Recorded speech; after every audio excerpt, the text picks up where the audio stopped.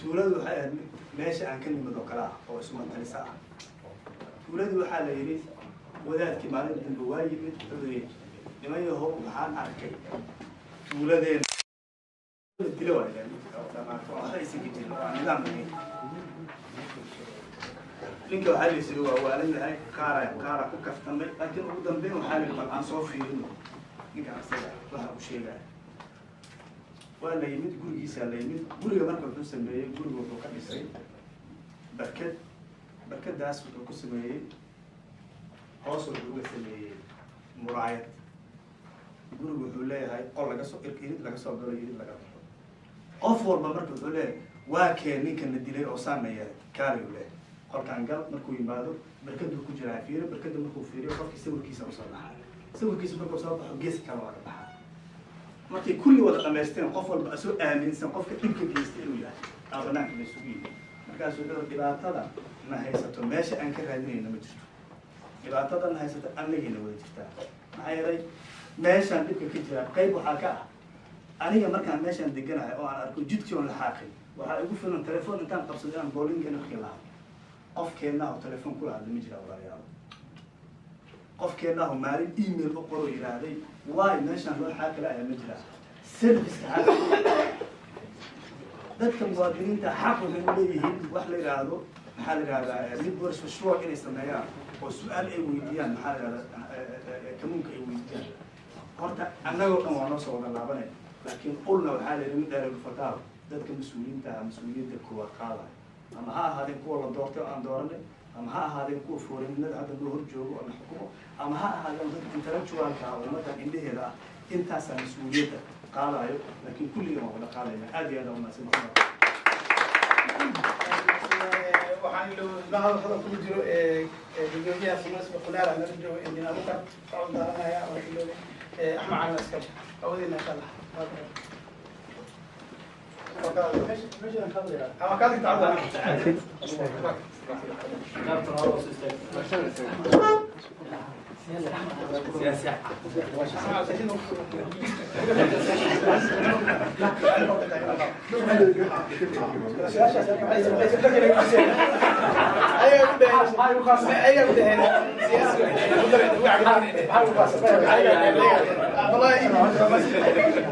السلام عليكم ورحمة الله وبركاته.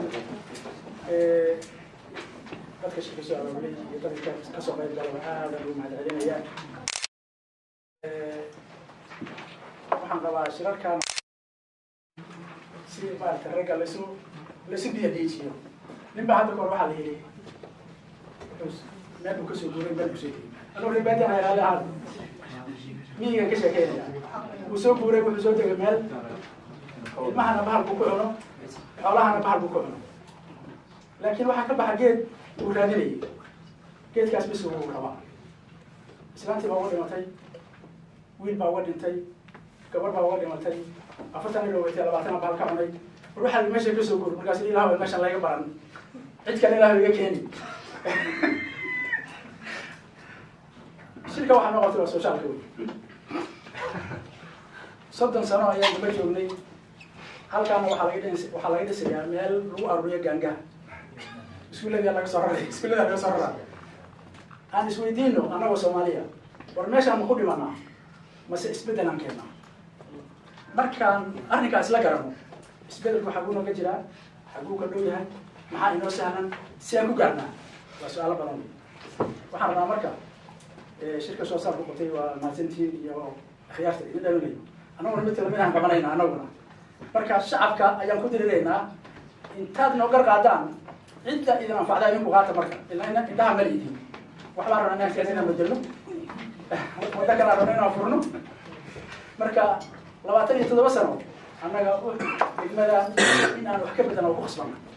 laana ilmahan waxbarasho ma haystaan waa yeeladina daryeel ma haystaan waddankana waa ku noolahay kana tegi mayno ilmahani iyo ilma ku dhalay ilmahani mustaqbalkoodu waa gaabis waxaad arkaysaa ciyaalkii dugsiga sare ka baxay markii ay ku fashiliyeen aqoontoodii inay hadda basaskii qaadanayaan annaguna maxaan rabnay inay jaamacadaha aadaan wala yarnoo dhaqaatiir noqdaan laakiin maxaa keenaya xanuunka asaaska markuu ka halaabo hore wax kama qabanayo iskuulkan hal macallin oo bihorigay ma joogo ciyalkeena lagu soo arurinaya sida maxamed uu sheegay iskuullada kale ka jiraan iskuullada ka shaqeynaya waxaa jira ciyaalkeena guryahay 3 saac ka soo baxayaan way soo qadeynayaan way soo baxayaan waalidkii muusan anigoona maxanuunsanayn macallin mudan ka bale laana canuga Soomaaliga ama canuga ajaanibka kamuunku iskuulka lacag ku siiya lacagta waxa lagu qadanaya canugaaga adigana canugaaga wax faa'iido leh ma ogi marka dib inta isugu noqono oo iswareysano oo shirarka badino oo lokala weyn ka haysano haddayna wada hadlina waxba gaari mayno kuura uu shanaxaya anuna shanaxaya laakiin anigu meeshaan rabaan isu shanaxaya mase meesha idinka aad rabtaan wax idinka kale hadii sharci dooranaysa waa inaan idin sheego meesha anu rabo adduunkana ay tirahdaan maya meeshaan wadadaan marayna wadadaan ka fudud ama wadadaan sahlan marka wax badan inaan wada qanaa runta aan isu sheegno aniga hal yiraahdo mutadarrif weeye oo dhinac kale u jira soma anigu waxaan rabaa ummadda Soomaalida inay wanaag ku noolaadaan ninka soo rabaa laakiin 27 sano tajribada aan soo qaadnay ma ku soconaa shacabka ka bedelna Soomaaliya ka hadlayna wallahi Soomaaliya ku jirna inta way Soomaaliya ku jirna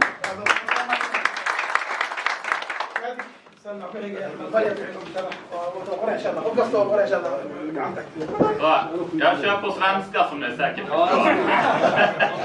Jag ber om ursäkt för det. Jag vill börja med att tacka för att vi komma hit och jag vill önska all lycka till Tajo i demokratiprojektet. Det är väldigt viktigt att få upp röstdeltagare på Tjärna Ängar. För annars om inte människor går och röstar då utnyttjar det är inte demokrati på riktigt. Man måste ha en proportionerligt röstdeltagande. På bra sätt. Det är väldigt viktigt att alla föreningar jobbar tillsammans. Tidigare har olika föreningar jobbat lite på sina håll och kanter. Jag tror det är dags för Tjärna Ängars bästa att föreningar börjar jobba tillsammans. Jag tycker vi har ett fint samarbete med Kärnkraft som Taje ingår, OMIS, Kulturhuset. Och vi kommer fortsätta på det här. För vårt mål är att vi ska bygga ett kulturhus här på Tjärna Ängar. Vi har en plan på att vi vill bygga kulturhuset här på andra våningen på Hemköp. Det är en plan vi har och om vi ska lyckas med den planen så måste vi jobba tillsammans. Så det är väldigt viktigt att vi gör saker tillsammans. För ingen vinner på att vi ska jobba var för sig. Jag tänkte just nu det går rätt så bra för landet där. Fler människor kommer i jobb, ekonomin går bra och vi bygger bostäder. Men man måste kunna säga det också att vi kan ännu mer. Vi behöver accelerera upp takten ännu mer för att vi ska fortsätta. Så vi får ännu mer människor i jobb, vi bygger bostäder och att ekonomin fortsätter gå bra. Det här kommer inte vara lätt, men vi har inget val att göra det här. För valet är att vi gör och det funkar inte. Jag var lite bekymrad när jag fick höra från hållbarhetsutskottet att det var några borgerliga partier som ville sänka bidrag bland annat för kärnkraft. Moderaterna bland annat ville att kärnkraft skulle få 80 000 kronor. Så långt man kommer inte så mycket med de pengarna. Fritidsnämnden så jag sitter med om, vi i rödgröna som är Socialdemokraterna, Miljöpartiet, Omsorg för alla och Vänsterpartiet ville vi lägga 5-6 miljoner mer än vad borgarna vill göra. Grejen är, det här är mycket pengar. Någonstans måste pengarna gå bort. Och jag står upp för föreningslivet. Jag vill att pengar ska tillföras dem. För det är föreningslivet som är idéer och vi utvecklar bland annat Tjärna Ängar, Jax tillsammans med kommunen. Det är inte företagen som kommer hit och vill utveckla Tjärna Ängar. Det är föreningslivet som gör det. Jag kommer berätta också att vi har skrivit en debattartikel, jag och några vänner, bland annat Gure och Masla. Jag kommer avsluta med, vi vill flytta ut kommunal verksamhet hit till Tjärna Ängar. Mycket av kommunala verksamheten är förlagd på Stadshuset. Tjärna Ängar behöver kommunal verksamhet, vi behöver människor med kunskap och allt kan inte vara på Stadshuset. Vi behöver akademiker, kompetens hit. Men det viktigaste är för oss att nu gör vi det här tillsammans. Vi ska fortsätta för utvecklande av Tjärna Ängar. Tack så mycket för att jag fick komma.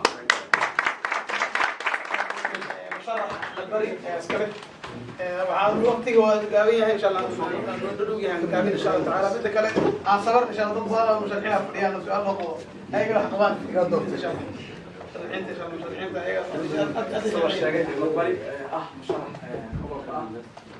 runtii waxaan aad u mahadcelinayaa jaaliyadda fayo oo hadda aan joogay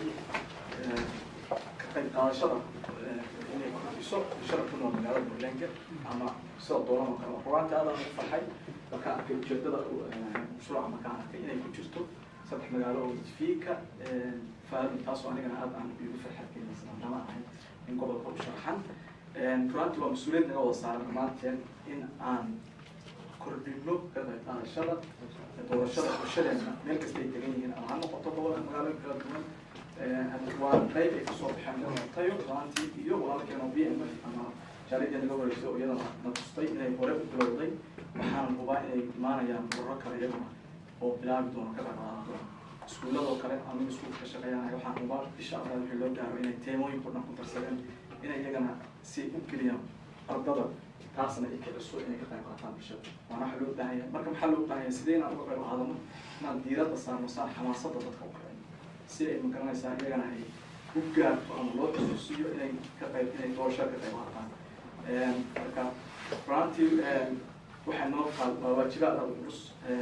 20 dhiman waxaan u filayaa inaan magaranaysaa aan kaga rumayno inagoo dhammaanteen dadka ama u tegayna ama si kasta aan uqayno jaaliyadaha ama ururada ama siyaasiyiinta iyagana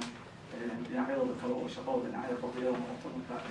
waan soo dhaweynayaa waan ku faraxsanahay waxyaala badan oo kooban badan soo kala na kanoo noqonaysaa ka siyaasi ahaan wax aad loo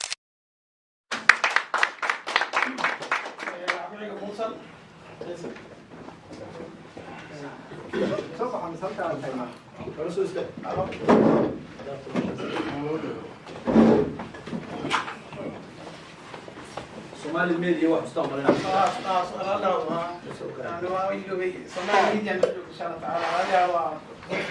Somali media waa idaacada maanta afka Soomaaliya ku hadasha mar dhow la asaasay marka suxufiyiin waa la jooga hadalku waxa laga yaabaa badis بسم الله الرحمن الرحيم السلام عليكم ورحمة الله وبركاته وكفر أحسن هاي المهانتي مشروعنا والله أن ينصب بندقنا أنت أنا نوار إننا مهم بيتاي وحنا رأينا ضبط كهضة وعاد مهم واحد ودريمي كرا هو عن ينتب كبلان كي معنا يكفي بعض الشغل دور الشغل أنت لا يقعد معه والله لقي على السدي لو بحنا لو قاعد قاعدنا ترى النتيجة هذه وحي كذا شيء أولي بدري هذه الكرة وحنا رأينا حالة رأينا كوبلا وحد قاعدتان حافظنا إن تجينا مشروع ولا لها أن حافظة يكشفنا وحافظة أجانبته بدين وقول كي بسديتك هذا هذا يوم واحد جرمال حافظها كان ضف وحى عضية وقول كي بس عشان يسديت بعضي حافظها قارنا وحى عضية وقول كي كنتم أما كاي marka isku celceliskii weeye waxaa la helay markaan qodobka 80 ka laakiin waxaan rabaa inaan isweydiino kaba soo qaad xaafadan 2006 waxaa codeysay boqolkiiba 65 xaafada 35 ma coday 2010 waxyar bay ka fiicnaatay 2014 way ka sii fiicnaatay laakiin waxaan rabaa inaan isweydiino xaafad kasta yani magaalo kasta عدة أفضل عدك أيا له وجود عدة سيتهاي كوب مركب هرت مركب أنت لا سوبر بريول يراهو هدي أنت من هل كم في البداية كنتم أفضل صدر يشان إن جنب ده يميروا عضيس أي مرسل عضيس مو حد ولا على أنا يا معلم فرح ولا ليه معلم فرح وشان يطلع قوة عضيسي هذي هو أنت لا بشرع ولا لقاط هذا لكن كوب صدر يشان قوة عضيس أنا وحبا لويتي عقلي إنسان مساموش غيره waxaan idin sheegay xaafada la yiraahdo Rosengård problemka ay la qabaan xaafadaha ajaanibtu u badan tahay sida Örebro, Stockholm, Göteborg, Malmö minaguna aynu ka midnahay Borneo waxaa jirta yaa la soo qaaday dad la soo programma la soo qaaday xaafada la yiraahdo Rosengård waa meesha ajaanibtu u badan tahay waxay ku taal Malmö boqolkiiba 78 doorashadii 2014 waxay u codeysay hal xisbi وأنا حافظ أقول لي ذا تسويد waxaan daba socdaa sharaxda caali warkiis tusaalaan inoo soo qaadaya 2010 waa ogtiin inaan ka qayb qaadano doorashada xaafadan aynu degannahay ee la yiraahdo Foshta Borlang ayaa lahaa xaafadahana ku jira meesha ka hadlaya qaar aan soo qaadano waa sultana waa la yaqaanaa waxa ka tirsan milyan qati xaafadan boqolkiiba 43.5 waxay u codeysay xisbiga social 43.5 milyan qatiyada waxa u codeysay boqolkiiba 6 درهم ما كان فرق ولا حاجة. labada kun iyo tobankii afar iyo toban waxa uu codeysay xaafadan Borlang Foshta waxa uu codeysay 37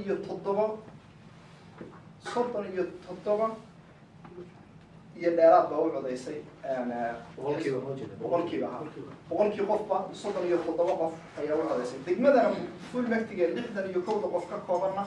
waxa ku jirta 9 xisbi waxaan rabaa markaan kusoo gabagabay hadalkayga walaalkay guure wuxuu ka dhawaajiyey wuxuu yiri qofku waa inuu la yimaado program qoran sheekada Soomaaliya maaha warkaas haddii uu noola yimaado qofku xisbiga programka uu qoran baa lagu tagaa laakiin haddii maanta mursal idin yiraahdo idoorta intaasoo shay baan anigu idin qabanaya been loo waanahay been baan idin sheegay warkaas waa waadix Soomaaliya haddaba iska jira haye codeynina haddaan idin dhaho anoo mursala intaasoo qodob idin qabanayo waxaa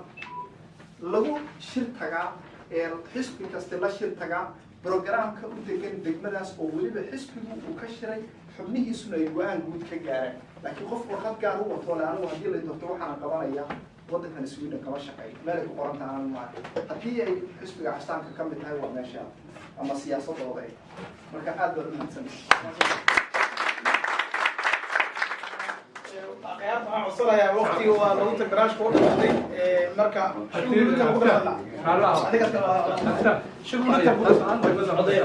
لا هذا صعبك برنامج كمعري ليش لو الفلوس هاي فكينا حماس زي ما هذا بروجكتي ويا بروجكتي عارف waxaan moodaa barnaamijkan xiiso gaar u leeyahay anaga waxa ugu talagalnay inaan dhamayno sida saxda ah aan u sheegnay hal saac ayaan ugu talagalnay marka dadweynaha ayka iska leh dowladda marna barnaamijka lagu xumaado darno waa meel fiican laga saa si fiican ku socotaa waxaan codsanayaa inaan si shakhsiyan aan isku arkaagaysa ku socoto laakiin adikeeda ka falantaa inaan tiidka aan ku darno daas oo dhaad ku daro darina daraad ku jiino hadaan ku shaay marka 10 daqiiqo khayra siyaasiyiintan la hadlaynaa ma waa ma ugu daraa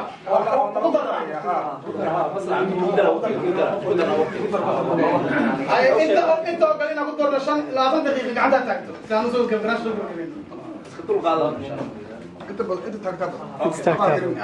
اوكي هذا فصل بنيا شو نقول تقدرنا الى 10 دقائق وانا بيننا اوكي قالوا يعني غلط يفهم ان شاء الله تقول هو وقت الصهران دقيقه waxaad ku xigo gudoomiye cabdikariin oo ka socda faaluun jaliida faaluun afriiq faaluun soo qofka soo qorad ka faaluun السلام عليكم ورحمة الله وبركاته. عليكم السلام. هذه الدرس الدوينة برنامج وذكاء ورشد المهم. مركا فكر ما نقطع كان لقوا تاريخ سياسيين اللي يحقق قبوعين وحويا تطوي والطبع. ورشد النمام والسياحة حتى يوم قف ولا بوقت كانوا ببراوجا. في وحشة جري في واحد قبلنا يبغى. مركا أنا فكرة وحي لتاعي. إن تدخل لوضع الجريمة أنا يكون قومنا وقت الدور شو كليه مركز سلو قادو سكولة محل وجباهي هاي محا عروته باهن هاي محا دور وباهيين أو تدخل هاي نقدر تدخل حرام ومر والبو حسويتي سواء قف قولي واحد قبك رامج سياسي قلبت ساكي وحلقة دوريو إلا طبقة وحي لقى الرباب وحي وصلين كريو لأن لقوا توسع لكن هذا ترى قف بان دورته وحكو يكيني دونا ما نقول يسوي أنا سوفت كلام وفكر كي قام صار كله مع العالية في الوقت المياه الشيء ديسترك السمانسكا على العالية بسم الله السلام عليكم ورحمة الله وبركاته. waxaan weerarayaa siyaasiyiinta markaa xalaal ahaadanayaa waxaan ku bilaabaa beriba waxaa la yidhi waddan dhan ayaa madaxdii madaxweynihii ra-iisul wasaarihii wasiiradii waxay soo raaceen diyaarad markaasi markay saxaaraha dhulka marayeen dhul beeraley ayaa diyaaradi dhacday nin beeraley ayay ku dhacda marka beertiisa marka dadkii wax dhintay iyo wax dhaawacmay noqdeen marka kayli weyn oo godow intuu suu keeno cagaf inta qaato aas waa loo maxaa waa dadkan qaar dhaawacaa ku jiray niyo maxaa u aas wuxuu wallahi baa idiin sheegay ma qaar baa qaylayo waxay lahayn war nool lahay hana duugin maxaa u sameysuu wuxuu ayagoo xay oo TV-ga ka hadlaan beentoodu adkaysan waayo marka ayagoo dhaawac niyo ka busayro aan uga jeedaa marka siyaasiyiinta ayagoo xilkii noo hayay aan wax ka weyn horta ayagoo hadda wax raadinayo hadalkooda wax baan loo samayno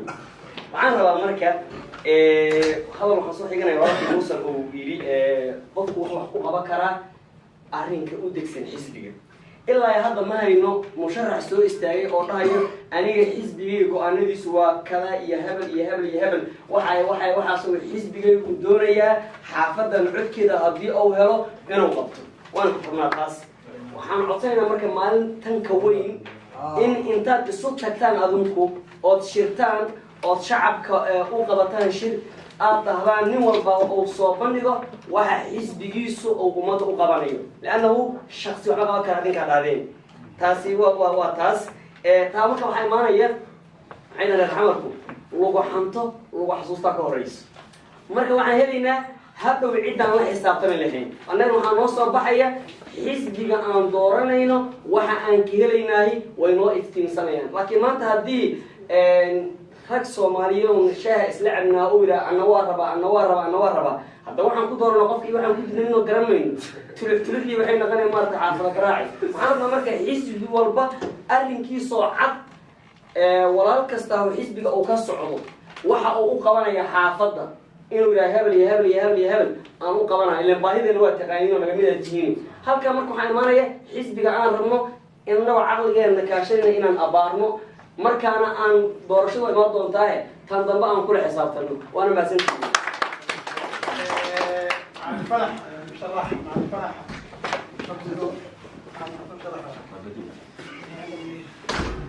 السلام عليكم ورحمة الله وبركاته.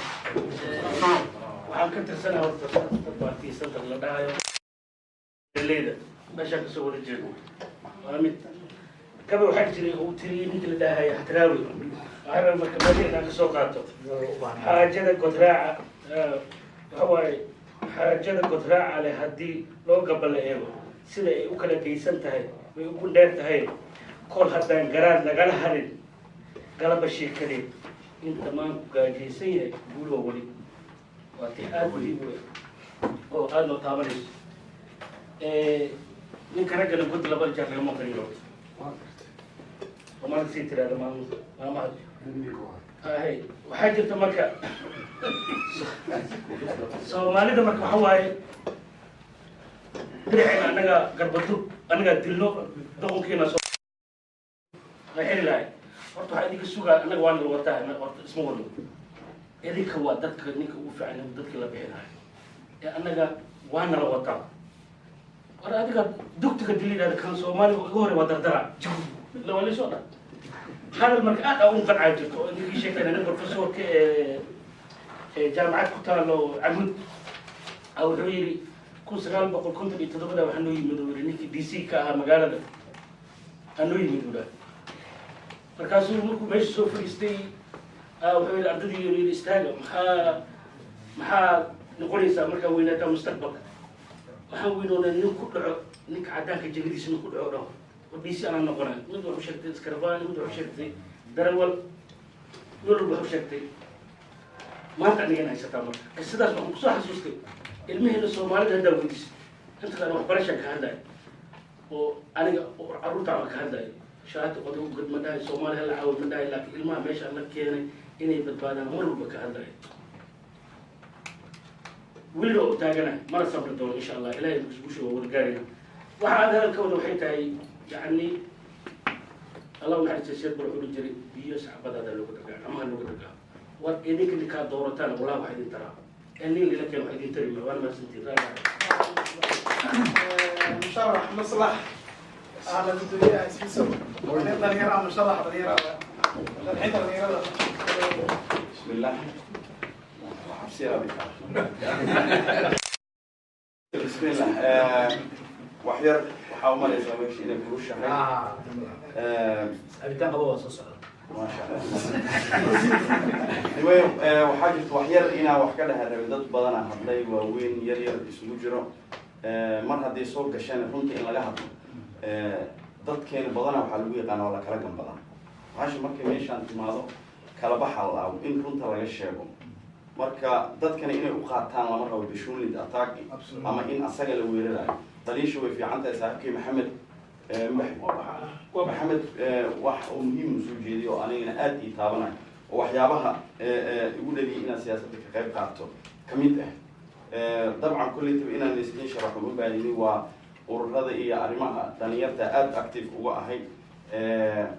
tan igu dhalisay siyaasadda inaan ku soo biiro waxa waaye xanaaq iyo caro iyo macnaha niyad aan ka qaada dadkii hore sababtoo ah waa sheegin dadaan dooranaa aniga idinka lamid ah aniga ololaha ka qayb qaatay sano hore doorashadii hore waxaa ahay rajo weyn iska taagnay laakiin waxaa ii muuqato dadkii markii la doorto maalintii la doorto inay ugu dambeyso ma jirto qofkii maxaa bulshada baahi jirto dhibaatooyinka jiro maanta aniga alxamdulilah meeshaan hadda madahay waalida oo caruura halkan ii joogto madahay laakiin waa ku noolahay meeshaan waana ogahay in muddo inaan ku noolaan doono in ay sugayso dhowr sano oo hadda dhimo marka muhiimadda waxay tahay intaa hadda wax qaban kartid oo xoog leedahay oo fikirkaaga saliim yahay maxaa ka bedeli kartaa meeshaan muhiimadda taas waa arrimaha iskuullada arrimaha dhalinyarta haddii naqalid activity arrimaha caawinaadda waxbarashada isboortiga waxaasoo dhan waxa waaye intii tabarteeda ah oo urur lagu qaban karo waa ku soo qabanay laakiin ugu dambeyn ururku wuxuu ku geynaa meel wax laga go-aamiyaa jirto meeshaas wax laga go-aamiyo waa xisbiga marka aad tegaysidna muhiimadda waxaa ah caqliga saliimka inaad ku fikirtid oo aad tiraahid war xisbigan saameyn intee la egaan ku yeelan karaa aniga intoo ugu yeelan karaa maa aan ku yeelan karaa aniga ilan danaa wadataa marka wax siyaasad markay tagtana gorgortan waa maxaa igaga iibsanay aniga inta aan gorgortan ku xiranay laakiin haddaa meesha la soo istaagtay aniga macnaha waxba kama qaban kariyo macnaha xil ma hayo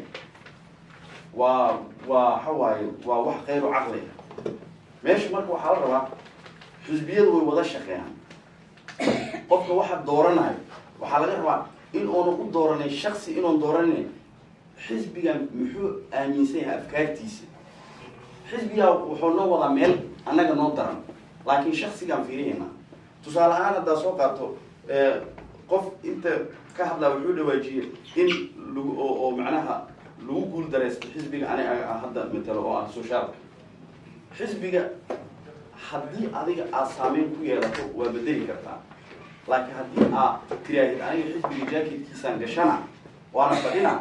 haddii meeshii loo bataa raacaysaa laakiin ragatinimadada iyo sidaa wax ugu dhacsatida wax ku heli marka xisbiyada qaarkood bidix iyo midigaa loo kala bixiyey midigta waa naqaanaa bidixdana waa naqaanaa midigta hadafkooda waxa waaye sidee aniga faa'iido waa u heli karaa waa sheekada ka jirta waddankeena oo kale hal shirkad iskale shirkadaas ninkii maamulo maalinta horena qofka hore uu shaqaan leena maalintoo amarkiisa adiidin uu ku burina marka su-aasha taalaa waxay tahay marka xisbi noocaas ah annaga qaxooti ah waddankaan nimid u baahan waxyaabo dheeri ah bulshada inteeda kale marka loo fiiriyo u baahan inaan la soo qabsano ma awoodna marka xisbi noocaas ah oo ka talinayo in wax walbo private laga dhigo iskuulka arday walba macalinka uu ka shaqeeyaa wuxuu bixiyaa dawladdaa bixisa 100,000 oo karoon calaa shaksi isbitaalada waa free waxay ku timid dhinacaan bidixda aan isku wada duubay